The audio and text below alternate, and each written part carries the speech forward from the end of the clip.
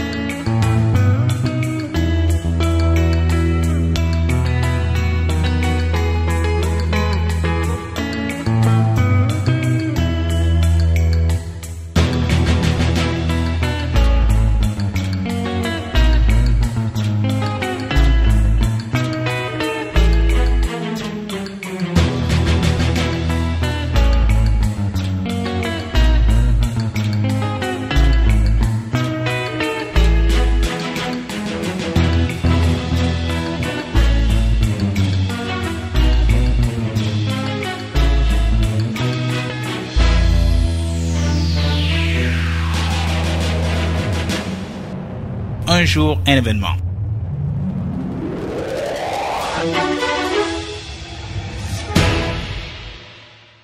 Mesdames, Messieurs, bonsoir. Nous sommes aux États-Unis. Nous avons l'honneur de recevoir aujourd'hui Cabral Libby. Cabral Libby qui est en visite aux États-Unis. Mon nom, c'est Ron Cessé.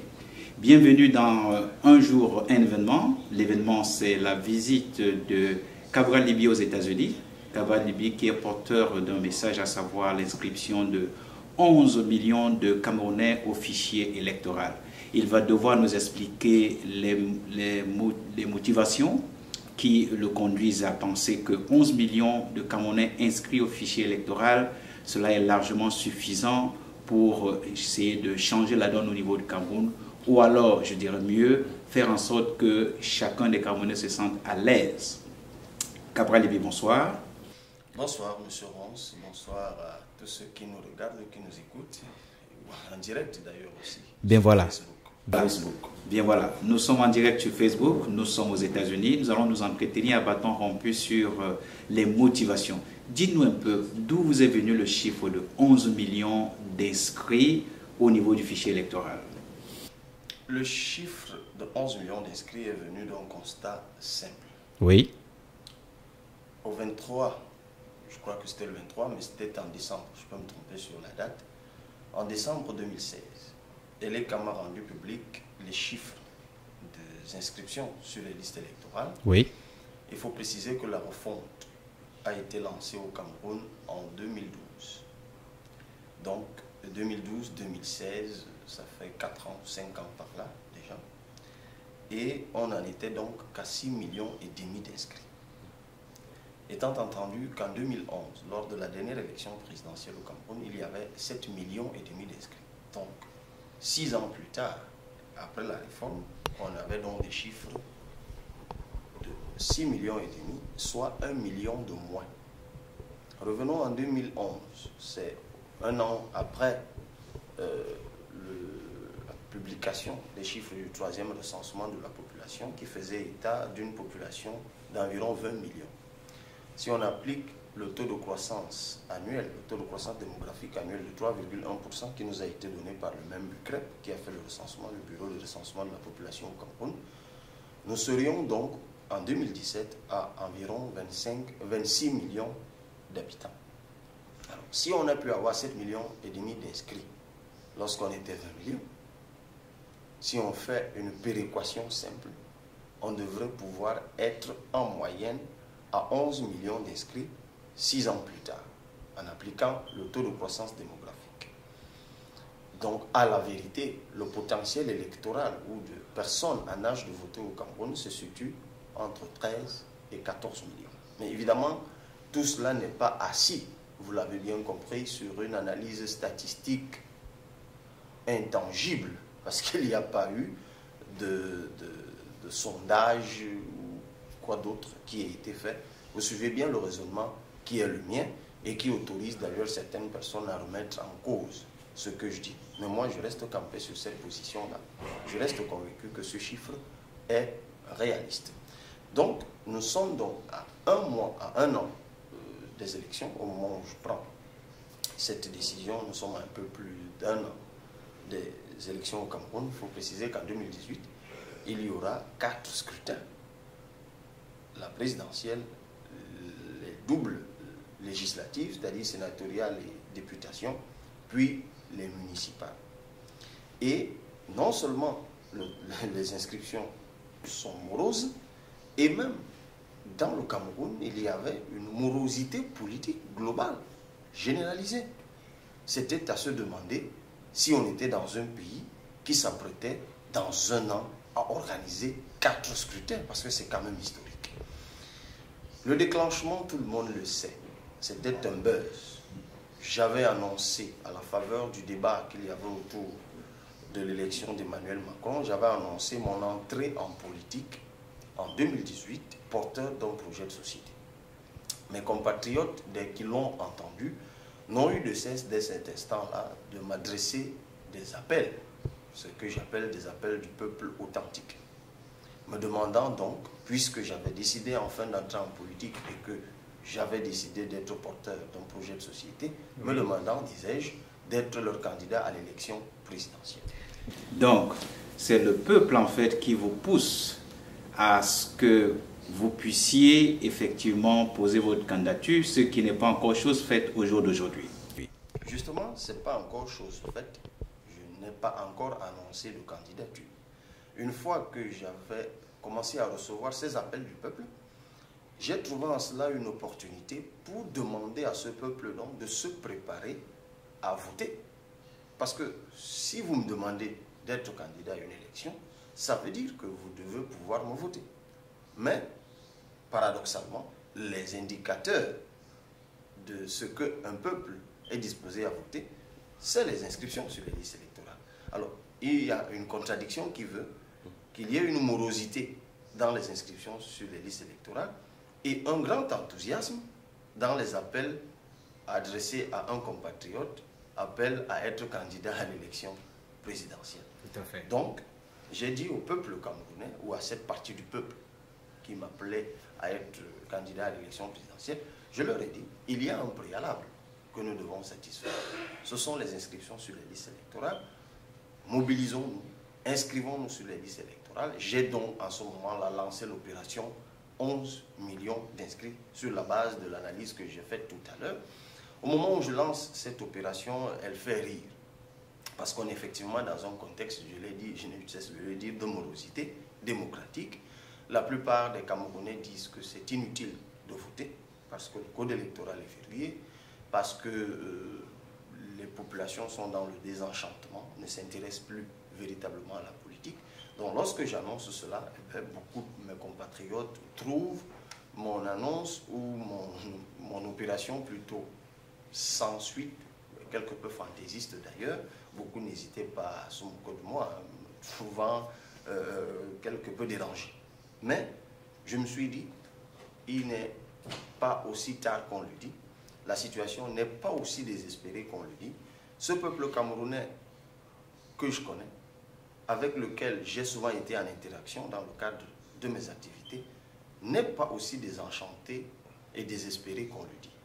Moi, j'ai fixé espoir en ce peuple, en le réveil de ce peuple-là, et j'ai commencé à me déplacer, à aller vers les populations, et curieusement, l'appel que moi j'avais donc lancé en réponse aux appels que je recevais a été entendu. Des jeunes ont commencé à se mobiliser spontanément et contre toute attente. Ça avait commencé à Douala, par une opération qui avait été organisée par les jeunes à Douala, C'était au quartier Ange Raphaël. J'y suis allé d'ailleurs un peu par surprise, je ne m'y attendais pas. Et puis ce jour, la mobilisation qui avait été faite par les réseaux sociaux a produit un résultat tel que les CAM qui étaient arrivés un peu en traînant des pieds, parce que la formule elle est simple, les jeunes, ils se sont donc organisés en comité de 11 millions d'inscrits, sorte de comité départemental du Vouri. Ils sont allés à la rencontre de l'ECAM qui a accepté de se déplacer. Et puis ce jour, ils avaient cotisé leur argent, ils ont loué une tente et une sono qu'ils avaient donc placé au carrefour Ange Raphaël. Et puis ils avaient mobilisé par les réseaux sociaux. Et contre toute attente, ce jour, il y a eu environ 1000 jeunes qui s'étaient déplacés pour venir s'inscrire. Il faut peut-être situer ceux de nos téléspectateurs qui nous écoutent de par le monde, ceux qui sont aussi aux États-Unis, ceux qui sont en France, en Australie, au Canada. Ange Raphaël, ça se trouve où à Douala? Eh bien, Ange Raphaël, ça se trouve dans l'arrondissement de Douala 5e. Voilà, je voulais justement... Douala, qui est la capitale économique du Cameroun. Voilà, je voulais un peu m'assurer que vous maîtrisez bien vos notions de géographie. Donc, Ange Raphaël se trouve à Douala 5e. C'est dans la région du littoral. C'est dans le département du... Département du Vouri. Département du Vouri. Et Ange Raphaël se trouve... Quel est le point qui permet en sorte qu'on retrouve Ange Raphaël à Douala? C'est l'université de Douala. Est-ce que c'est parce que vous êtes un enseignant que vous avez eu beaucoup plus l'écho du côté des Ange Raphaël? Peut-être. Encore que mon statut d'enseignant aujourd'hui, vous le savez, est contesté par certains. Peut-être c'est l'occasion de clarifier que quand vous dites que je suis enseignant... Ben, l'occasion vaut le larron, dites-nous tout. Je suis effectivement enseignant moniteur Oui. à la faculté des sciences juridiques de l'université de Yaoundé 2. Oui. Maintenant, est-ce que parce que je suis enseignant moniteur en fac droit à l'université de Yaoundé 2 à Soie, dans la région du centre, que les étudiants de ce côté-là se sont mobilisés spontanément? J'ai envie de dire que oui, mais peut-être non aussi, parce que si c'était le cas, ça aurait donc commencé par l'université qui m'emploie. Mais ça s'est plutôt passé à plus de 260 km de l'autre côté. Mais le choix de Ange Raphaël n'avait pas été fait par moi. Ce sont les jeunes qui s'étaient mobilisés. Bon, pour certains, issus pour certains de l'université, c'est eux qui s'étaient mobilisés. Et puis, c'est eux qui ont choisi le lieu. Donc, ce n'est pas moi qui ai choisi Ange Raphaël, ce sont les étudiants qui ont fait ce choix-là. Bien voilà, je voudrais vous dire un peu... Bon. Ou si vous voulez, les jeunes qui s'étaient mobilisés. Parce qu'effectivement, lorsque je m'étais rendu là-bas, je m'étais rendu compte qu'il ne s'agissait pas que d'étudiants. C'est vrai, il y avait des étudiants, des doctorants Oui. de sciences politiques. Tout à fait. J'avais découvert de jeunes avocats, Tout à fait. de jeunes médecins, Tout à fait. de jeunes professeurs de lycée. Oui. Et de jeunes mototaximans. Et quand on dit mototaximans, en réalité, pour certains étudiants, ils s'étaient donc mobilisés. Je ne m'y attendais véritablement pas. On communiquait certes par les réseaux sociaux, Oui. mais ils me disaient qu'eux, ils s'étaient mobilisés et en étaient à plusieurs réunions. J'en avais été moi-même tellement marqué que je me suis dit, je me suis exclamé gloire à Dieu. Le message commence à être entendu parce que c'était inattendu et inespéré. Espérons maintenant que ça fasse effet boule de neige et que d'autres jeunes captent. Et bien, c'est ce qui s'est passé. D'abord, au-delà de l'arrondissement de Douala 5e, Oui. ils se sont organisés en créant des comités. 11 millions d'inscrits dans tous les arrondissements de la ville de Douala, Oui. ou plutôt du département du Vouri. Oui. Et puis, ça a commencé à se prolonger. C'est venu à Yaoundé, à Soie, notamment la ville de Soie, c'est en banlieue de Yaoundé, la capitale du Cameroun. Et puis, d'autres jeunes se sont mobilisés à Yaoundé. Et à leur première opération, d'ailleurs, ceux qui suivent l'actualité camerounaise s'en souviennent, la police était venue les disperser au carrefour Kradat. Le carrefour Kradat, c'est également un carrefour qui est situé à proximité de l'université de Yaoundé 1. Oui. Et puis ça s'est poursuivi à Bafoussam, à Bertois, à Garoua, à Maroua, à Ngaoundéré, à Bouya, et même timidement encore, mais à Bamenda, compte tenu du contexte que vous connaissez. Tout à fait. Mais Dieu merci, là-bas aussi, le message est progressivement entendu. Et puis c'est parti. Et aujourd'hui, vous vous retrouvez aux États-Unis. Parce qu'effectivement, l'appel a été entendu également aux États-Unis, en fait, j'ai envie de dire hors du Cameroun. Parce qu'il y a aujourd'hui un comité au Gabon, il y a un comité en Belgique, il y a un comité en France, il y a un comité aux Émirats arabes unis, Il y a un comité en Afrique du Sud qui a d'ailleurs beaucoup, qui a fait circuler beaucoup de photos dans les réseaux sociaux parce qu'eux là-bas également ont commencé à se mobiliser. Et puis il y a un comité aux États-Unis et c'est ce comité-là d'ailleurs qui m'a fait venir aux États-Unis. Ils ont payé mon billet d'avion. Et quand je dis ce comité, à la tête de ce comité se trouve, je peux donner son nom puisqu'il a été lui-même sous l'effet de la rampe, malgré lui, concernant mon voyage aux États-Unis, M. Jules Henri Mananga et son épouse, qui eux ont capté également le message et ont décidé de me faire venir aux États-Unis, donc ont sacrifié de leur argent, parce que pour me faire venir ici, il fallait me payer un billet d'avion. Ils sont même allés jusqu'à me payer les frais de visa. Donc c'est près d'1 million de francs CFA qu'ils ont dépensé pour me faire venir aux États-Unis. Ils m'ont dit, il faut que ce message, tu viennes le porter également aux États-Unis parce qu'il y a une forte communauté camerounaise aux États-Unis. Ils m'ont dit de venir à la rencontre de cette communauté. Je suis donc venu et je n'ai eu de cesse, depuis que je suis là, de les rencontrer, d'aller vers ces communautés. Et puis il y a une réunion publique. Il y a 2 ou 3 jours, il y a 2 jours. Il y a 2 jours. Exactement, en tout cas au moment où nous menons cet échange. Et puis il y a une centaine, un peu plus d'une centaine de Camerounais qui se sont mobilisés. Je leur dis d'ailleurs merci, parce qu'il a fallu d'abord se mobiliser pour acquérir la salle. Et vous savez qu'aux États-Unis, rien n'est gratuit. Tout à fait. Et il fallait acquérir la salle à près de 1 000 $, je crois, dans un hôtel, le Sheraton. Et puis, ils ont mobilisé.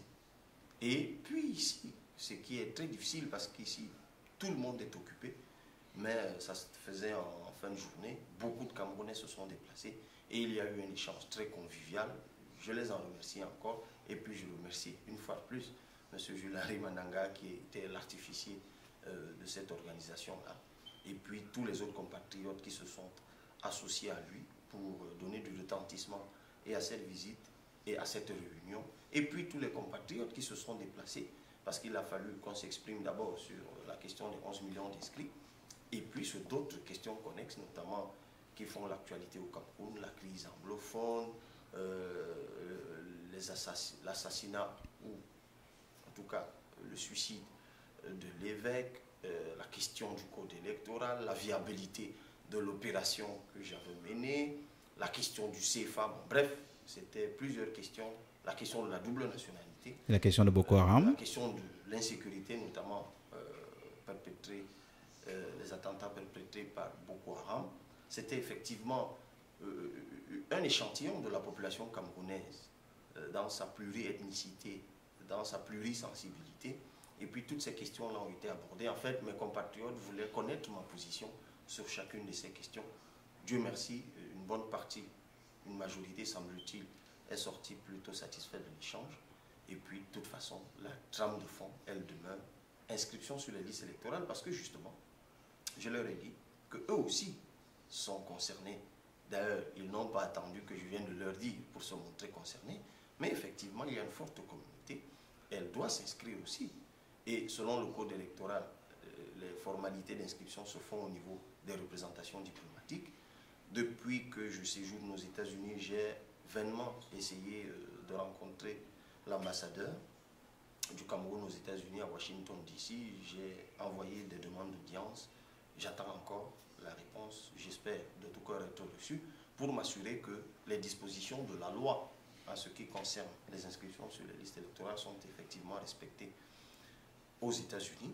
J'ai également dit à cette communauté qu'au-delà des inscriptions que vous pouvez vous-même faire au niveau des États-Unis, quand on est dans la diaspora, généralement au pays, il y a plusieurs personnes qui nous écoutent, parce que souvent dépendantes de nous. Je leur ai dit, n'envoyez plus seulement de l'argent ou de l'assistance, envoyez aussi le message de citoyenneté que je suis venu vous délivrer. Mesdames, Messieurs, si vous venez de vous joindre à nous au microphone, je suis Ron Cessé. Avec moi, dans cet entretien, Cabral Libi.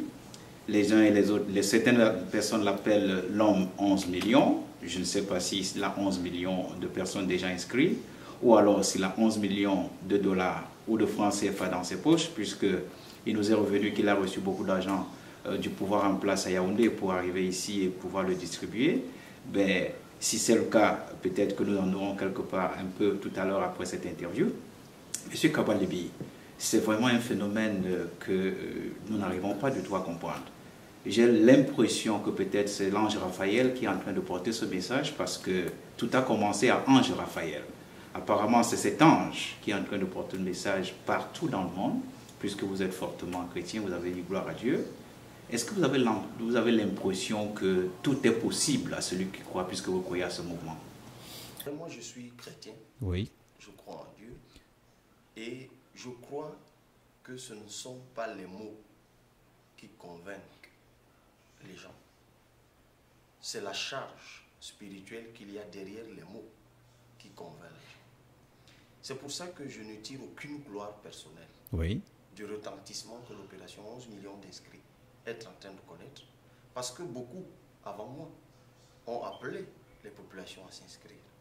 Qu'est-ce qui fait que moi, lorsque je lance cet appel, certaines personnes se lèvent massivement pour mener cette opération et bénévolement? Parce que nous sommes dans un pays, l'une des raisons pour lesquelles les uns et les autres, en réalité, n'y croyaient pas, et peut-être continuent même à ne pas y croire, c'est que connaissant le contexte de désaffection politique et surtout de vénalité de la jeunesse, Oui. beaucoup me disaient, si tu ne donnes pas d'argent aux jeunes, ils ne vont rien faire. Parce qu'au Cameroun, les gens ne se lèvent que quand ils ont un intérêt. Mais nous avons été surpris au cours de votre conférence à l'hôtel Sheraton. Spontanément, les gens ont commencé à faire des dons pour que justement ce mouvement aille de l'avant parce qu'ils ont cru en vos idées que vous avez pu développer. On était surpris de voir quand même ce genre de choses se faire ici aux États-Unis où nous savons que l'argent, c'est quelque chose de très important. J'en étais tout aussi étonné. Vous savez très bien que la quête a été lancée presque subrepticement. Je ne m'attendais pas à cela. Et puis spontanément, effectivement, les personnes qui étaient dans la salle ont cotisé chacun ce qu'ils pouvaient. Quand on a fait le dépouillement Tout à fait. de ces petites enveloppes, Oui. on trouvait $1, $10, $20. Et j'en étais, comment vous dire, je me trouvais indigne de cela. Parce que pour moi, chaque petit sacrifice qui est fait par un compatriote dans le cadre de cette opération, pour moi, je le vois comme le milliard. Tellement c'était inespéré. C'est comme ces Camerounais qui se mobilisent au Cameroun pour mener ces opérations. Figurez-vous que les jeunes se constituent en comité de département, d'arrondissement et se déplacent à leurs frais, cotisent, louent des tentes, floquent des t-shirts et des polos. Parfois d'ailleurs achètent des casse-croûtes au personnel de l'ECAM lorsqu'ils sont submergés par le travail. Et c'est pour ça que j'ai dit aux compatriotes qui ont donné pour certains $1, pour d'autres $10, que cet argent, ce sacrifice comptait beaucoup pour moi. Et je l'espère apporterait l'espoir ou alors contribuerait à donner vie à l'espoir qui est en train de renaître. En tout cas, moi personnellement, j'y veillerai pour que chaque franc, chaque dollar, chaque euro serve à la cause pour laquelle il a été donné. C'est déjà le cas au Cameroun pour ce qui se fait. Ce sera le cas pour ce sacrifice qui a été fait. Ça va secourir le travail qui se fait sur le terrain. Et si vous étiez donné, je vais vous donner la possibilité de vous adresser aux Camerounais des différentes régions du Cameroun et en même temps de ceux des Camerounais de la diaspora qui ont effectivement besoin d'avoir ces moments de communication avec vous. Nous allons commençons par l'extrême nord. Que dites-vous à ceux de ces Camerounais qui sont en train de s'enregistrer massivement sur le fichier électoral? Il y a un message d'ailleurs que j'adresse à tous les Camerounais d'abord, indistinctement des régions où ils se trouvent. Je leur dis, contrairement à tout ce qui se dit, c'est possible par l'élection. Mais à condition que nous votions massivement, que nous nous inscrivions massivement, que nous votions massivement et que nous défendions ou surveillions massivement notre vote au soir, et au jour ou au soir de l'élection. Ça, c'est une chose. L'autre chose, c'est que nous nous inscrivons pour qu'il y ait un renouvellement et de la classe politique et même des pratiques politiques. On dirait encore que je m'inspire de Macron en France, mais je m'inspire aussi de Barack Obama aux États-Unis où je me trouve.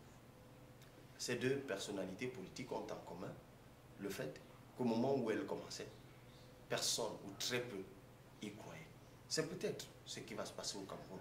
Mais ça ne va pas seulement se passer pour Cabral Libye qui parle. Ça va se passer pour toi qui est à Ebolova, pour toi qui est à Maroua, pour toi qui est à Bertois, pour toi qui est à Garigombo, pour toi qui est à Kolofata, pour toi qui est à Ezeka. Parce qu'à la vérité, que ce soit en Tonga à l'ouest, que ce soit à Bengbis au sud, que ce soit à Bogo à l'extrême nord, à Moulvoudaï, ou que vous vouliez, que ce soit à Limbé, que ce soit à Bouya, il faut noter une chose. Évidemment, à Yaoundé ou à Douala, il faut que les jeunes aillent à l'assaut des fauteuils de députés. Que les jeunes, âgés de plus de 40 ans, aillent à l'assaut des fauteuils de sénateurs. Que les jeunes investissent les mairies. Quand je vous dis que je serai porteur d'un projet de société, je place la commune au cœur de ma vision de développement du Cameroun. La commune ne doit plus être le repère avec AI de vieux retraités, des personnes qui, lorsqu'elles ont fini de rouler leur bosse, vont se reposer à la mairie. La mairie doit être le centre d'impulsion. Que les jeunes cessent de rêver d'être seulement ministres ou secrétaires d'État, mais que les jeunes apprennent à se mettre au service de la communauté, à penser le développement à partir de leur résidence d'origine ou de leur domicile d'origine, qui est leur mairie. Oui, les recettes municipales, qu'est-ce qu'elles donnent? Les richesses de nos communes, comment elles sont exploitées? Comment est-ce que nous les mettons suffisamment à profit pour nous développer? Vous l'avez bien compris, c'est la décentralisation qui est au cœur. Mais moi, je ne vais plus proposer seulement un État décentralisé, mais un État régional, qui est cette formule d'organisation de l'État qui est à mi-chemin entre l'État décentralisé et l'État fédéral. Et d'ailleurs, ce sera aussi une réponse à la crise anglophone. Et puisque vous me demandez de m'adresser à mes compatriotes, je commence par mes compatriotes de la partie anglophone, qui aujourd'hui, vous le savez, sont l'objet de ce qu'on appelle une crise, la crise anglophone. Eh bien, je leur dis, le fédéralisme, vous l'avez connu de 61 à 72. Et la colère qui est exprimée aujourd'hui par les anglophones est tout à fait justifiée, sur au moins un point. Lorsqu'on a vécu sous le fédéralisme pendant 11 ans, et lorsqu'on en est ressorti au bout de 11 ans, et que plusieurs années ou plusieurs décennies après en être sorti, on a le sentiment qu'on était mieux lorsqu'on y était que lorsqu'on en est sorti. Il est tout à fait légitime de vouloir y rentrer. Mais le juriste que je suis dit à ses compatriotes anglophones que l'État fédéral, avec la superposition d'États dans l'État que nous voyons, dans notre vision, on n'est pas obligé d'y retourner. Nous voulons construire un État intégré. Aujourd'hui, la famille qui m'a accueilli aux États-Unis, M. Jules-Henri Mananga, il est du centre, du Nyon-Ekele, il est francophone. Son épouse est du nord-ouest. Leurs enfants sont du centre et du nord-ouest. Voilà le Cameroun que les anglophones ont accepté quand ils ont décidé, lors du référendum de 61, de rejoindre le Cameroun francophone. Et c'est ce Cameroun-là qu'il faut préserver, le Cameroun des pères fondateurs. Il ne faut pas que la colère, les frustrations nous amènent à remettre en cause ce que nos pères nous ont légué. Consolidons-le. Corrigeons les erreurs. Malheureusement, le gouvernement actuel manque d'humilité pour s'asseoir et discuter. Et de quoi on va discuter? On va simplement discuter de nouveaux contrats. Parce que j'aime à rappeler qu'en 61, c'est un contrat constitutionnel qui a été signé au Cameroun. En 72, lorsqu'on sort du fédéralisme, c'est un autre contrat constitutionnel qu'on signe. Malheureusement, cet autre contrat de 72, ces clauses n'ont pas été respectées à la lettre. Et c'est pour ça que l'une des parties, la partie anglophone, dénonce la situation, écrit ses frustrations, parce qu'elle a le sentiment que les clauses n'ont pas été respectées. Et revisitons ces clauses, mettons-les à jour et prenons désormais l'engagement de les respecter dans un État régional qui va donc concéder aux différentes régions du Cameroun cette autonomie tant recherchée, parce que je vous l'ai dit, je vais la rechercher au niveau de la mairie, je vais la rechercher également, pas seulement la rechercher, mais la consacrer également au niveau de la région. C'est ce que je dis à mes frères anglophones, c'est pour ça que je leur tends la main de discussion, la main de cohésion, la main d'intégration, la main d'unité et dans le dialogue. Et j'espère que je serai entendu. En tout cas, je me battrai de toutes mes forces pour être entendu, parce que je les considère comme mes frères. J'ai envie de dire à mes frères et à mes compatriotes de la partie septentrionale qu'elles font face à une autre crise. Mais là, c'est même un fléau. C'est Boko Haram, c'est l'insécurité. Ce sont des attentats répétés. J'ai envie de leur dire, personne, même pas les grands États comme les États-Unis, n'ont pu trouver la solution miracle pour éradiquer le terrorisme. Mais il y a un facteur aggravant. Et à défaut d'éradiquer totalement le terrorisme, on peut éradiquer les facteurs aggravants. Et le premier facteur aggravant du terrorisme dans la partie septentrionale, c'est la pauvreté. C'est l'extrême pauvreté. Je me souviens à la faveur d'une mission que j'avais faite là-bas pour le compte d'une organisation associative étrangère, j'avais fait le tour de l'extrême nord. Et rentré de là, il y a 2 ou 3 ans, j'avais été le premier, et ça faisait encore rire tout le monde. Vous savez, moi, mes initiatives, elles font souvent rire quand j'exprime mes intuitions. J'avais été le premier à l'époque à appeler à un plan d'urgence pour la partie septentrionale. Évidemment, ça a fait rire certains, mais j'ai été heureux d'apprendre que le gouvernement s'était approprié l'idée. Malheureusement, le gouvernement ne s'est approprié que l'idée, mais n'a rien fait pour son implémentation. Aujourd'hui encore, nous attendons ce plan d'urgence. En tout cas, moi, j'en suis porteur. J'ai envie de dire à la partie est du Cameroun, qui est une partie forestière et qui est remplie par la grâce de Dieu d'un sol et surtout d'un sous-sol. Les minerais, le diamant, l'or. Voilà des richesses dont Dieu a doté le Cameroun, qui ne demande le bois, qui ne demande qu'à être exploité pour le bien des populations. Et c'est là tout l'intérêt de l'État régional. C'est là tout l'intérêt de redonner du sens à la mairie. J'ai envie de dire à l'Ouest, le peuple de l'Ouest, notamment qui sont un peuple laborieux, cela est connu de tous, qu'effectivement, ce labeur, et c'est ça le sens de l'intégration nationale, ce labeur, on va véritablement le mettre à profit pour le compte de la communauté. C'est un peuple qui a le sens de l'initiative agricole. Et la question de l'agriculture, et quand j'évoque l'Ouest, j'ai envie d'évoquer d'ailleurs aussi le centre, le sud, qui sont des parties des régions forestières. Et tout le monde le sait encore, le Cameroun aujourd'hui a une surface arable, des terres arables, de plusieurs millions de mètres carrés, qui ne demandent qu'à être exploitées. Et j'ai envie de dire que je suis aussi porteur dans mon projet de société d'une réforme agraire au Cameroun. Nous devons rentrer véritablement à la terre. Mais il faut déjà une réforme foncière pour faciliter l'accès à la terre. Il y en a qui la possèdent et qui ne l'exploitent pas. Il y en a qui ont le labeur, la volonté de l'exploiter, mais qui n'en ont plus. Il va falloir faire au Cameroun une profonde réforme agraire qui trouve une rencontre entre les propriétaires ancestraux. Nous sommes en Afrique. Les terres dont nous sommes possesseurs ou propriétaires, nous les avons héritées généralement.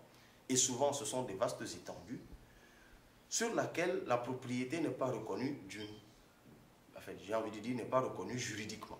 Parce qu'il faut juridiquement avoir un titre de propriété.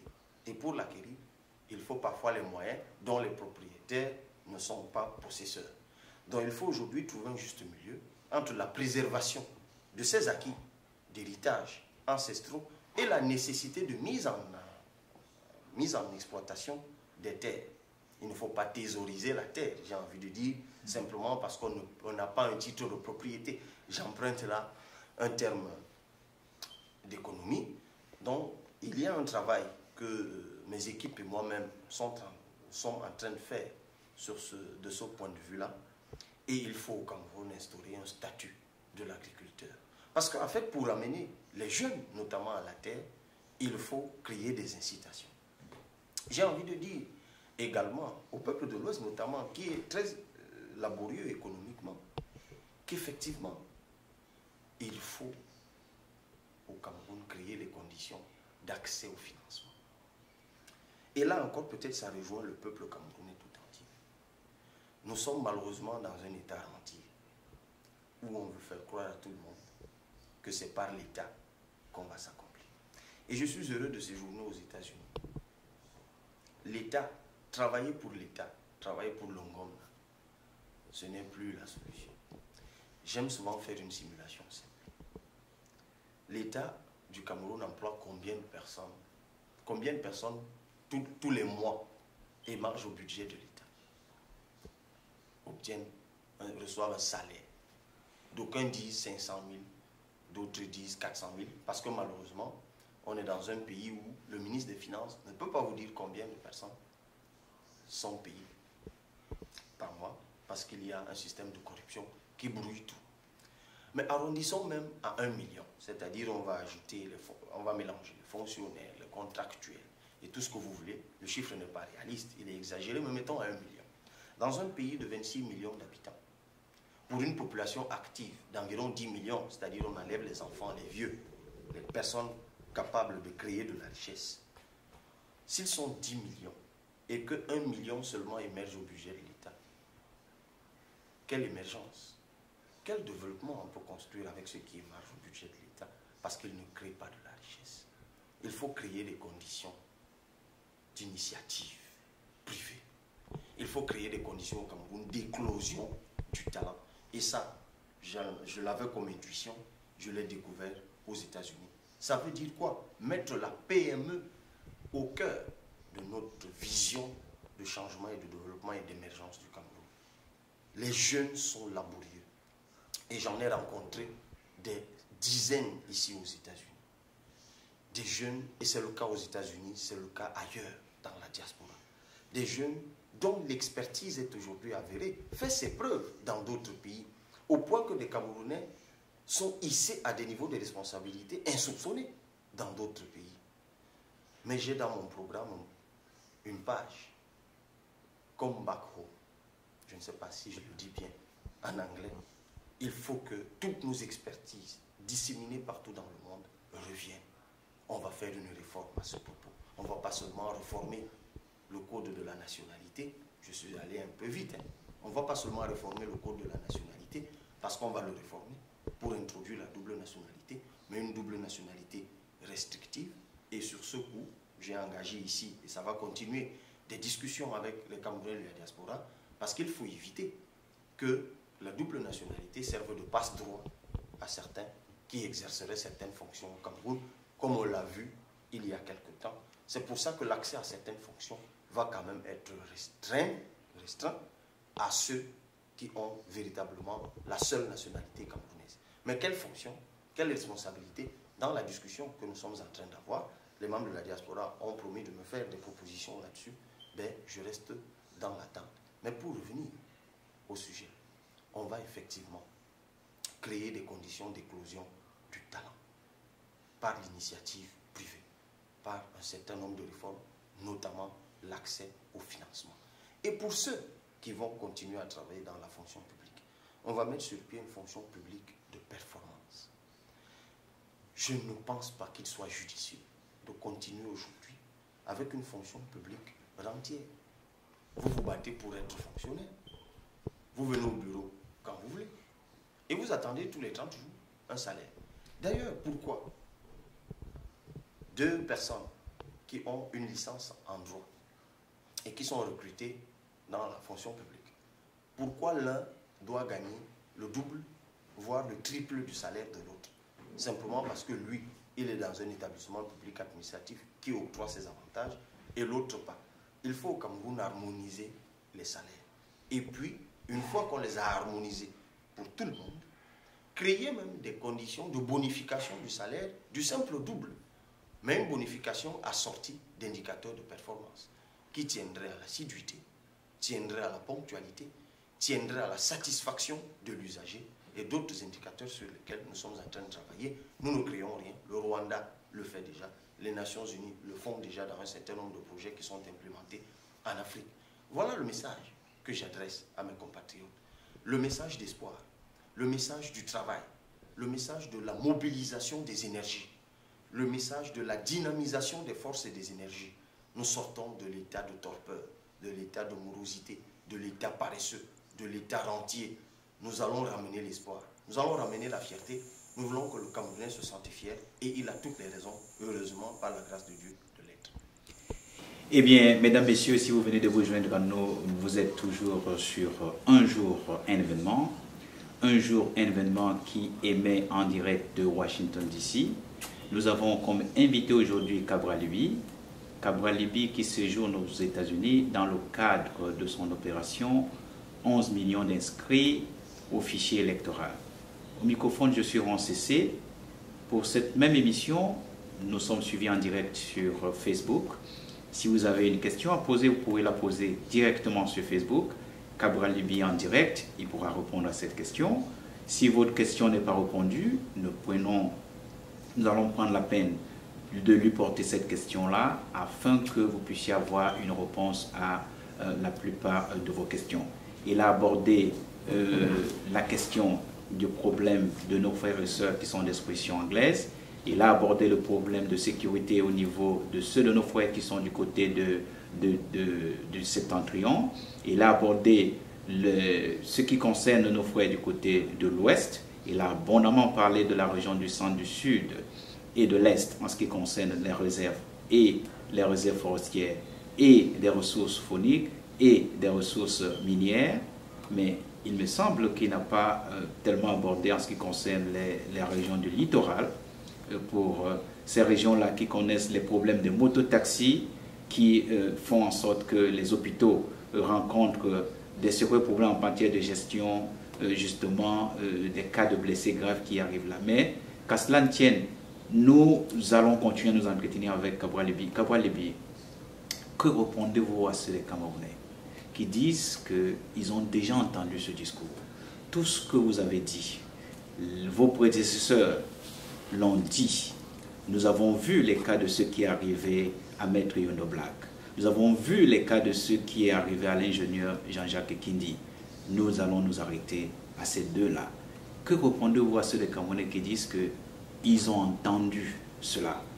Évidemment, vous n'allez pas nous donner la phrase dans laquelle vous avez dit que vos prédécesseurs ont failli et que vous allez faire la différence. Est-ce que vous ferez la différence? Et comment vous arriverez à faire la différence afin que ceux qui ne sont pas encore inscrits dans ce réseau de 11 millions soient inscrits? Ressources de la mer, en tout cas pour ceux qui ont fait droit de la mer, sur la partie qui est ressortie de notre souveraineté.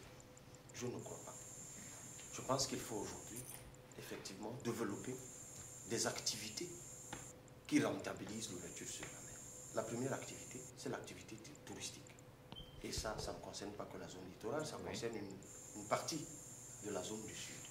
Je ne sais pas si vous y êtes allé et que vous avez vu la beauté des plages, mais également la tristesse de leur abandon.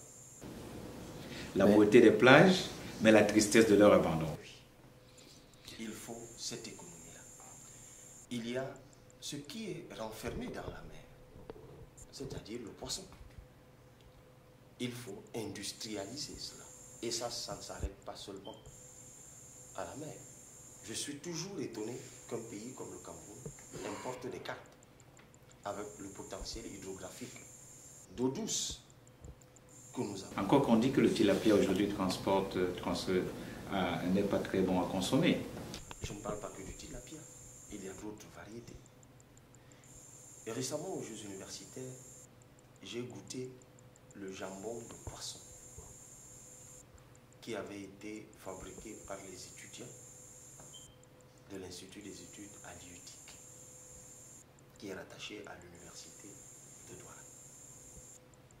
J'en ai été un peu écœuré.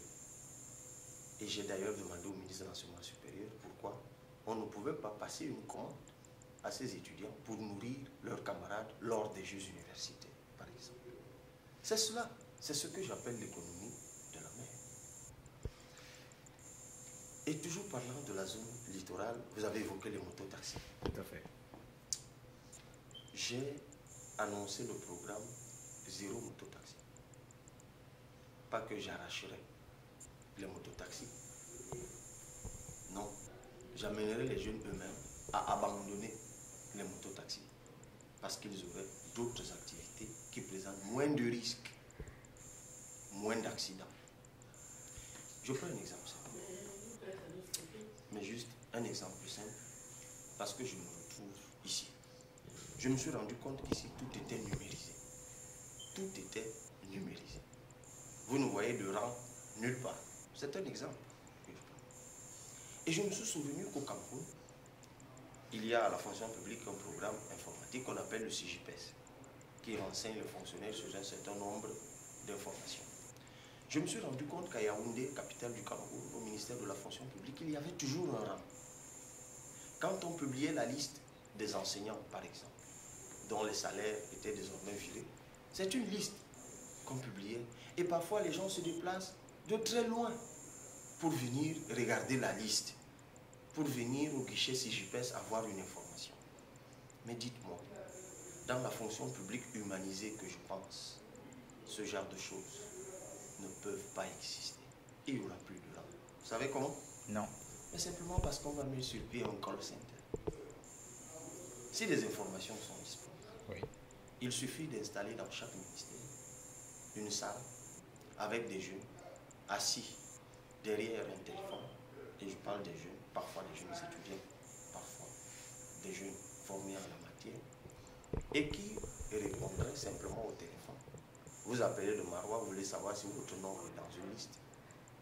Et bien, un jeune, 24 heures sur 24, vous répond avec toute la convivialité et vous donne l'information. Ça créerait des emplois. Mais je vous l'ai dit, avec la réforme agricole, avec l'accès au financement, les jeunes, avec leur génie, créeraient des emplois. Vous avez parlé de l'hôpital, parce que quand les jeunes tombent des mototaxis, ils vont à l'hôpital. C'est encore écœurant. On est dans un pays où il n'y a pas de couverture santé. Mais vous allez me dire comment on met ça en place. Mais s'il y a une chose pour laquelle tout citoyen est prêt à cotiser, c'est bien sa propre santé. On demanderait simplement aux citoyens de cotiser chacun quelque chose pour que lorsqu'il tombe malade, qu'il soit d'abord pris en charge gratuitement parce qu'il a cotisé pour ça. Et les statistiques le démontrent bien. On tombe moins malade quand on est jeune, on tombe plus malade quand on est plus âgé, après 50 ans. Ça veut dire que les plus jeunes cotisent pour les plus âgés et les plus jeunes cotisent pour le moment où ils seront plus âgés. On n'est pas les premiers à mettre ça en place. Nous sommes même peut-être les derniers à mettre ça en place. Mais autre chose, on est quand même dans un pays où il faut revoir la dépense publique. Qu'est-ce qu'on fait avec 60 ministères ou 60 ministres avec portefeuille et ministres assimilés? Non. Il faut apprendre à faire des économies dans la dépense publique. Et lorsqu'on a fait ces économies, on les affecte prioritairement à la santé des Camerounais. Parce que le premier facteur de production, c'est l'homme. J'aime à rappeler que vous pouvez vous construire tous les autoroutes du monde. Mais s'il n'y a pas d'homme en santé pour circuler sur ces autoroutes, ça ne servira à rien. Je pense que la priorité, c'est cela. Et tout à l'heure d'ailleurs, vous savez, quand je parlais d'économie, je fais un petit flashback.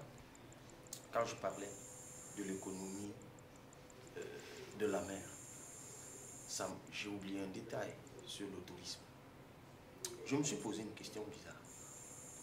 Ici aux États-Unis, actuellement, au moment où on parle, nous sommes en été. Et c'est généralement la période de la vacance. Pourquoi au Cameroun, l'été, qui est la période de saison sèche, ne correspond pas à la vacance? Pourquoi les vacances au Cameroun? C'est en juillet, les vacances scolaires notamment. C'est en juin, juillet, août. Période pluvieuse. Je me suis rendu compte que si ailleurs, il y a la vacance généralisée, mais pas seulement scolaire, c'est parce qu'il y a une économie de la vacance. L'économie touristique, c'est l'économie de la vacance. Et cette économie n'est viable qu'en saison d'été, où il y a le soleil. Tout à fait. Je pense que, et là ça me permet de parler un peu de la réforme du système éducatif, parce qu'on va revoir même le calendrier scolaire. En tout cas, c'est une question, c'est une intuition que j'ai soumise à mes compatriotes et à mes équipes. Nous sommes en train de réfléchir là-dessus. Mais puisqu'on parle du système éducatif aussi, mais la question du livre, il faut la résoudre. Vous savez que chaque rentrée scolaire au Cameroun, il y a un scandale sur le livre. Pourtant, le livre est fabriqué avec du bois.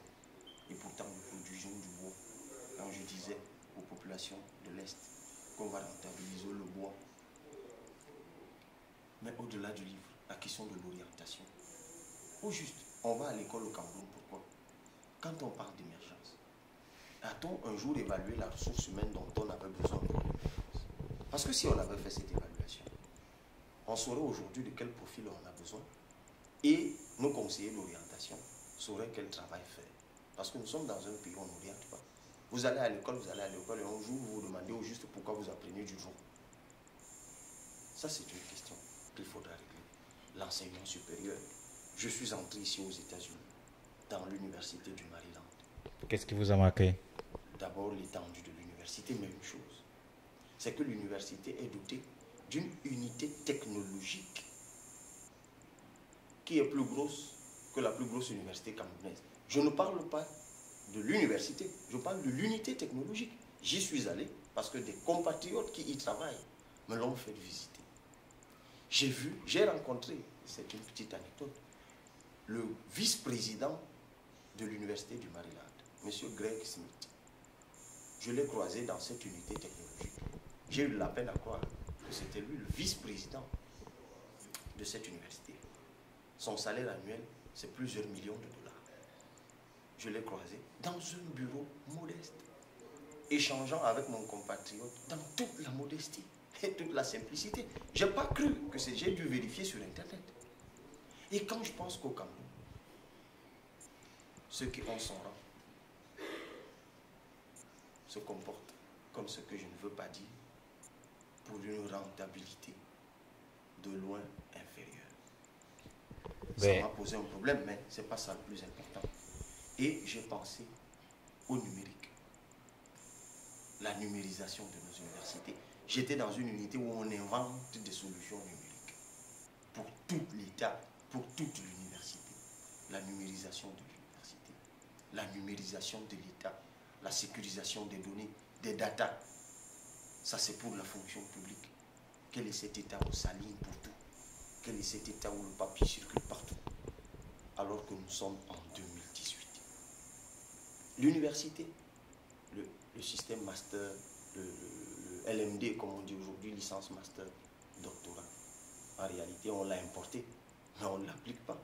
Il faut revoir les curricula de formation à l'université, les adapter notre université aux attentes de notre société. Nous sommes aujourd'hui à l'université de 3e génération. Nous ne sommes plus à l'université qui cherchait à fabriquer des fonctionnaires qui remplaceraient le blanc après l'indépendance. Nous devons aujourd'hui avoir une université, comme partout d'ailleurs dans le monde, qui invente des solutions pour répondre aux problèmes de la société. Les missions de l'université, c'est la formation, c'est l'enseignement, c'est la recherche, mais c'est également l'appui au développement. Je cherche encore l'université de l'appui au développement, mais je l'ai dans mon esprit. Si jamais le projet de société dont je suis porteur voit le jour, je n'ai pas fini. Tout à l'heure, je n'ai même pas encore répondu à votre question. Ben oui, parce que je voudrais bien savoir, le discours que vous tenez, les Camerounais l'ont suivi. Non, mais j'y viens. Oui. Parlons de l'extrême nord. Oui. Quand on a parlé de la question de Boko Haram, oui. J'ai oublié de parler de la question des militaires. Parce que nos compatriotes qui se battent au front, et c'est l'occasion de saluer l'effort qu'ils fournissent Oui. pour protéger notre territoire contre. Quelle est leur situation? quelle est la situation des militaires au Cameroun?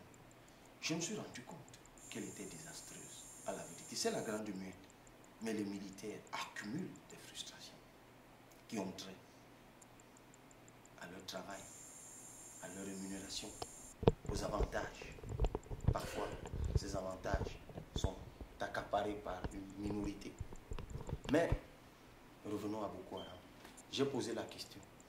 Que deviennent les veuves et les enfants des militaires qui meurent au front? J'ai cherché la loi à Idjo. Il y a un texte, décret à Idjo, pas une loi, un texte, un décret sur les pupilles de l'État. Non, il faut une loi au Cameroun sur les pupilles de la nation. Comme aux États-Unis ici. Tout à fait. Où les militaires sont sacrés parce qu'ils défendent la patrie. Je vais instaurer, ou alors le projet de société dont je serai porteur va proposer tout un corpus de textes pour les veuves et les orphelins des militaires qui meurent au fond. Ils ne doivent manquer de rien. L'orphelin d'un père mort au fond doit être pris en charge totalement par l'État. Et l'État doit lui trouver du boulot, soit en remplacement de son père dans l'armée, soit partout ailleurs où il voudra travailler. C'est ça un pays qui respecte ceux qui sont morts pour lui. Mais pour répondre à votre question, oui, d'autres ont dit, je ne suis même pas sûr que d'autres ont dit ce que je suis en train de dire, mais d'autres ont fait des promesses. Certains ne les ont pas tenues. D'autres n'ont même pas eu la possibilité de faire voir le jour à leurs promesses. Parce qu'ils n'ont pas accédé au pouvoir, parce que vous avez cité pêle-mêle plusieurs personnes. Je reste convaincu que chacun a son destin. Peut-être que le projet de société dont je suis porteur et que je voudrais mettre en commun avec des idées portées par d'autres acteurs politiques. Parce que pour la présidentielle spécifiquement, moi je suis porteur du message d'une candidature des forces nouvelles du changement. Vous êtes porteur d'une candidature de l'idée d'une candidature consensuelle des forces nouvelles du changement. Des forces nouvelles du changement. Oui. Donc, quand je dis que j'ai un projet de société, ça ce sont mes idées, mes intuitions, ou alors les idées de mon équipe, parce que je vous ai dit, je travaille avec une équipe. Oui. Et nous travaillons. Cette équipe ne cesse d'ailleurs de s'agrandir. Pendant mon séjour aux États-Unis, il s'est agrandi. Cette équipe, elle s'est agrandie encore de quelques membres. Nous allons travailler sur nos intuitions à nous. Nous allons les mettre en commun avec les intuitions des autres acteurs. Et puis, nous choisirons, c'est l'idée qui est la mienne, nous choisirons une personne, celle que nous jugerons à même de mieux porter nos aspirations. Je m'inclinerai, si ce n'est pas moi, devant le choix qui aura été fait sur un autre, tout comme j'accepterai volontiers, si jamais ce choix est fait sur moi, de l'assumer. Mais, en attendant, je reste convaincu que la meilleure garantie qu'on peut avoir d'un homme qu'il tiendra sa parole, c'est en vérifiant son parcours. En fait, si vous n'avez pas été fidèle et loyal par le passé, vous ne le serez pas demain. Donc j'invite les uns et les autres. J'ai quand même un modeste parcours à l'université. Je suis un contractuel d'administration. Je suis un enseignant moniteur. Posez la question à mes étudiants. Quel type d'enseignant je suis? Posez la question à nos collaborateurs. Quel type de collaborateur je suis? Je suis chef de chaîne adjoint de Radio Campus Y2, c'est la radio de l'université de Yaoundé 2. Demandez à nos collaborateurs quel type de collaborateur je suis. J'ai été président des étudiants à l'université de Yaoundé 2. Demandez à mes camarades qui ont été là sous ma gouvernance quel type de délégué d'étudiants j'étais. Est-ce que je veillais sur leurs intérêts? Est-ce que j'humanisais ma fonction? Est-ce que je me suis battu pour humaniser l'université? Demandez-leur qui a écrit la première mouture de la charte des droits et devoirs de l'étudiant camerounais. Et plein d'autres choses. Demandez-leur avec qui je n'étais pas seul, mais qui a fait partie du combat pour les frais médicaux qu'on a supprimés, pour le paiement en 2 tranches des droits universitaires, pour le resto à 100 francs, pour le financement des activités associatives dans mon université. Moi, ma vie, c'est une vie de combat. Ça fait 13 ans. J'ai été découvert dans l'espace public il y a 13 ans. Un 15 avril 2004, j'étais porte-parole de l'appel des 1000 étudiants de toutes les universités du Cameroun. Il y en avait 6 à l'époque, contre la réélection de Paul Biya. Nous appelions à l'alternance. C'est là que mes premières interviews à RFI, à BBC ont été données. J'ai fait la une des journaux. Vous faisiez partie de ce qu'on appelait à l'époque le Parlement? Non, le Parlement, c'était des années avant, 20 ans avant, depuis des années 90. Nous, c'était plus tard. Et c'est l'occasion pour moi de saluer mes prédécesseurs. Et tout à l'heure, vous avez cité les noms, Yondo Black et autres. Moi, je suis profondément respectueux de ceux qui ont commencé avant moi le combat que je mène. J'ai été très heureux hier de voir dans la salle, lors de la réunion au Sheraton du Maryland, M. Napita Nindon, qui est aujourd'hui le représentant du Code aux USA, qui a dû faire le déplacement du Connecticut, je crois, pour venir seulement à cette réunion.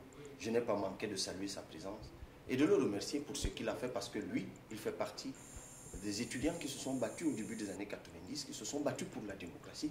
Lui, il a fait partie de ce qu'on appelait le Parlement. Oui. Il a dû partir parce que c'était très difficile pour eux.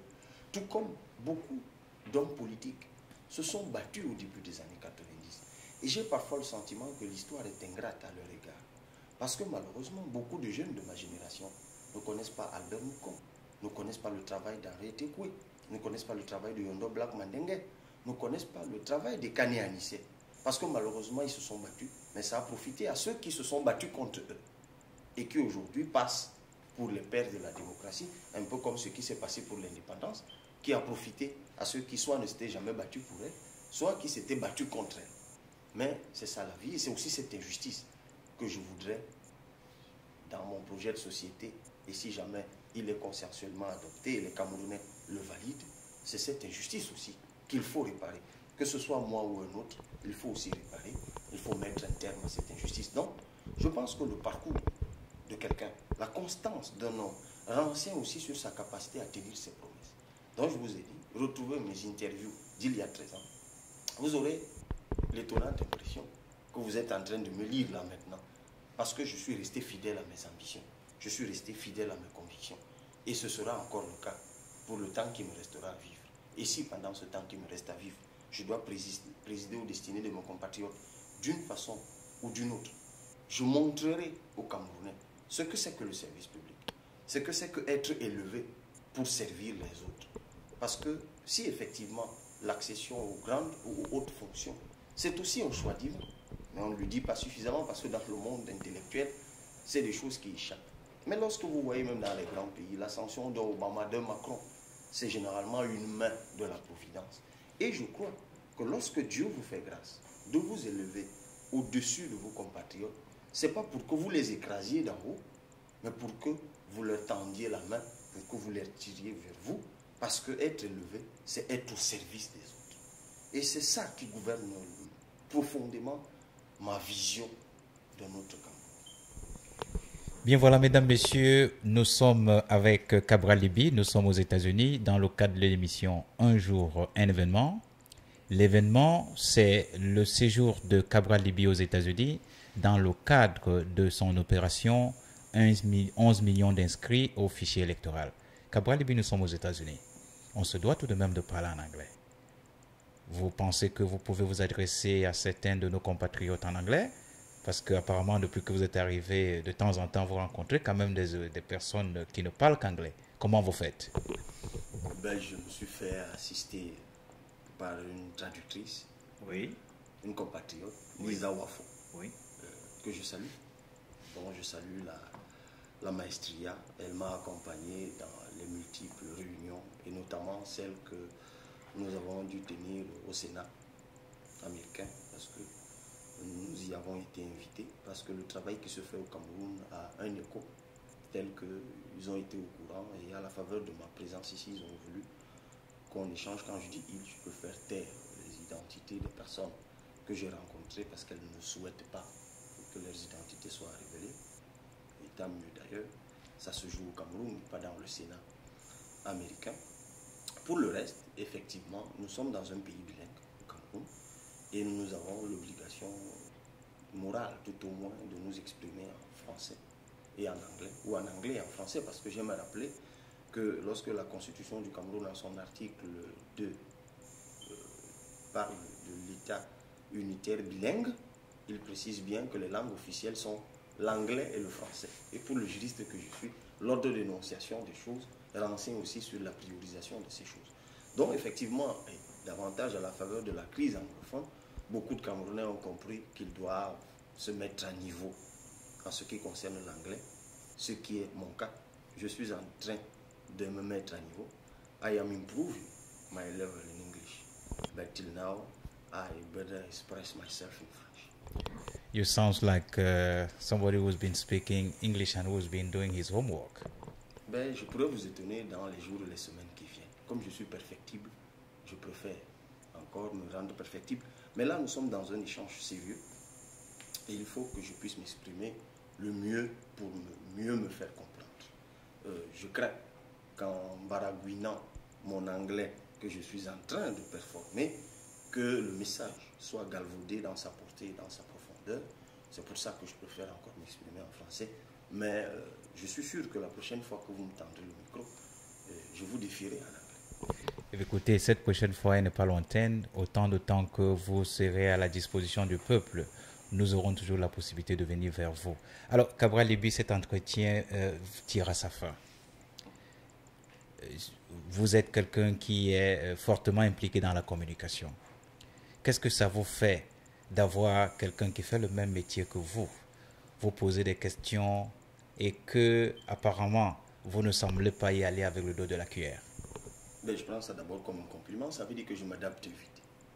Parce que jusqu'ici, effectivement, comme je suis également journaliste dans une autre vie, j'étais davantage à la place que vous. Mais je pense qu'en posant des questions et en observant les réponses, je me suis préparé peut-être à changer de place. Peut-être c'est cela. Mais puisque l'échange tire à sa fin, je voudrais vous dire que même si aujourd'hui je suis devant le micro en fait, pour répondre aux questions, je reste très respectueux du métier qui est le vôtre. Et c'est l'occasion de dire aussi qu'il va falloir, et ça fait partie des réformes que nous allons faire, il faut réformer le métier du journalisme au Cameroun, lui donner toute sa place. La presse, elle est en théorie libre et indépendante, mais à la vérité, elle ne l'est pas. Je disais que exercer dans la presse au Cameroun demeure un problème. D'abord, j'aime souvent à rappeler que ceux qui ont pu lire la loi de 90 sur la communication sociale vont se rendre compte que sur une quarantaine d'articles, je peux me tromper, mais j'avais fait le calcul, j'oublie le chiffre exact, plus d'un tiers des articles de la loi sur la communication sociale commencent par « est puni de ». Est puni de. Alors, si un texte qui organise la communication dans un pays consacre plus du tiers de ses articles à punir, il y a un problème. On fait peser l'épée de Damoclès. Donc, il faut effectivement rendre à la presse la liberté qu'elle mérite et puis sortir effectivement le journaliste de l'indigence. Parce que l'indigence dans laquelle les journalistes sont obligés d'exercer limite gravement effectivement leur indépendance et les met à la solde de beaucoup de pesanteurs sur lesquelles je ne voudrais pas m'étendre. Mais au-delà de cette question, je voudrais, puisque l'échange arrive à sa fin, dire merci à la famille de compatriotes qui m'a fait venir aux États-Unis. On n'a aucun lien de famille, contrairement à ce qui peut se penser vu du Cameroun, où tout se fait par l'ethnie ou par les liens de famille ou de copinage. Des personnes que j'ai rencontrées pour la première fois, que j'ai vues de mes yeux pour la première fois quand j'ai mis les pieds aux États-Unis, leur dire merci, leur exprimer toute ma gratitude pour le sacrifice qu'ils ont fait, pour appuyer l'initiative que j'ai lancée. Et remercier tous les autres compatriotes qui se sont associés à eux pour accompagner leur action. Et je pense que c'est ce Cameroun-là que nous voulons, le Cameroun solidaire pour des causes justes. Par leurs manifestations, par leurs actions, ils ont exprimé le sentiment qu'ils ont de la justesse de cette cause. Et je ne peux que leur dire, et c'est mon mot de fin, à eux, aux États-Unis, à ceux qui se mobilisent au Cameroun, un peu partout dans le monde, qui font des sacrifices pour donner du sens à l'initiative que j'ai lancée, je leur dis simplement, moi, Cabral Libby, je ne vous décevrai pas. Je ne vous décevrai point. Pour une fois, je vous invite à faire confiance à un homme. Si j'échoue, ce sera à cause de vous. Mais tel que c'est lancé, ensemble, nous arriverons à la victoire. Cabral Libby, vous êtes en ce moment suivi par 150 personnes de par le monde. Ben oui, Et ces 150 personnes vous demandent d'aller de l'avant, de ne pas vous arrêter. Ces personnes vous croient et disent qu'elles vous attendent partout où vous irez et que vous êtes porteur d'un message de libération. Cabral Libby, nous vous remercions. Mais également, moi je vous remercie. Vous savez, voilà jusqu'où vous pouvez faire des sacrifices. Nous sommes aux États-Unis, il est 2h30. Et je crois qu'au Cameroun, le jour est en train de se lever. Nous sommes encore éveillés. Et pourquoi à 2h30? Parce que nous réfléchissons sur ce Cameroun. Mais justement, on va perdre le sommeil s'il le faut. Eh bien, il y a Francky de l'autre côté, que je remercie et qui me dit de dire bonjour à ceux qui nous regardent. C'est le côté convivial. Je vois maman de l'autre côté, la dame qui m'a accueilli ici. Et d'ailleurs, il y a là à côté un compatriote. Nous nous sommes vus hier pour la première fois. Il est venu à ma rencontre aujourd'hui. On est restés ensemble toute la journée à débattre de cette affaire, de toutes les actualités, de toutes les accusations. On ne s'est peut-être pas longuement étendu là-dessus, mais je l'ai dit hier à la réunion. Les gens ont été choqués de me voir dans de beaux costumes. Eh bien, je vous le dis, ils m'ont été offerts par ceux qui m'ont fait venir aux États-Unis, c'est-à-dire la famille Mananga. Ils ont été choqués de me voir dans un véhicule rutilant. Eh bien, ce véhicule n'est pas le mien, c'est le véhicule de la famille Mananga qui a eu l'amabilité de me transporter là-dessus. Ils ont vu au volant de cette voiture un monsieur un peu costaud qui me conduisait. C'est un compatriote qui ne veut pas que je décline son identité, mais qui a pris un congé. Qui a pris un congé pour se rendre disponible pour moi durant mon séjour. Vous savez, c'est des choses qui vous touchent. Quand vous voyez des gens sacrifier de leur argent, sacrifier de leur temps, ils ne sont ni vos cousins, ni vos oncles, ni vos tantes. Vous vous dites, de tels sacrifices, il ne faut pas les trahir. Vous êtes là à 2h30 debout. Il est là, Monsieur Masson, c'est le nom d'ailleurs, son nom sur Facebook. Il est là, debout, pour me soutenir, pour m'encourager, pour qu'ensemble, solidairement, nous trouvions des solutions. Vous pensez un seul instant qu'on peut trahir cela? Je dis à mes compatriotes qui, eux aussi, sont peut-être dans l'incompréhension. Je viens de dire maintenant d'où me sont venus les beaux costumes. À qui appartenait la voiture. C'est au moins la preuve que je suis arrivé aux États-Unis avec mes guenilles habituelles. D'ailleurs, sur les réseaux sociaux, il y a des gens qui n'avaient de cesse de rappeler que je portais les mêmes habits sur les plateaux de télé. Je suis donc arrivé aux États-Unis avec ces guenilles-là. Il y a des gens qui ont estimé que la force de mon engagement me donnait le mérite de m'habiller autrement. Ils ont fait ce sacrifice. Je les en remercie. Je n'ai donc pas été habillé. Je n'ai pas été transporté par l'argent qui viendrait du gouvernement. Je n'étais pas porteur de mallettes d'argent à distribuer à la diaspora. Vous-même, vous avez dit que cette diaspora a cotisé de l'argent lors de la réunion publique pour me remettre, je n'étais pas porteur de ma lettre d'argent. J'étais porteur dans mon cœur d'un message que je suis venu délivrer à mes compatriotes. J'espère que ce message a été entendu comme il l'est entendu au Cameroun, où d'autres se mobilisent lorsqu'ils l'ont entendu. Bien voilà, mesdames, messieurs, vous venez de suivre Cabral Libby qui s'est entretenu abondamment avec nous. Vous avez été sur Un jour, un événement. Au microphone, je t'ai RCC. Au plaisir de vous retrouver la prochaine fois. Ladies and gentlemen, you just listened to Cabral Libby.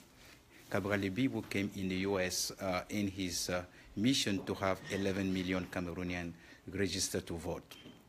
We listened to him, and he told us all the in and out. We'll be more than willing to have him again here. Thank you so very much for listening, and have a wonderful night. Bye-bye.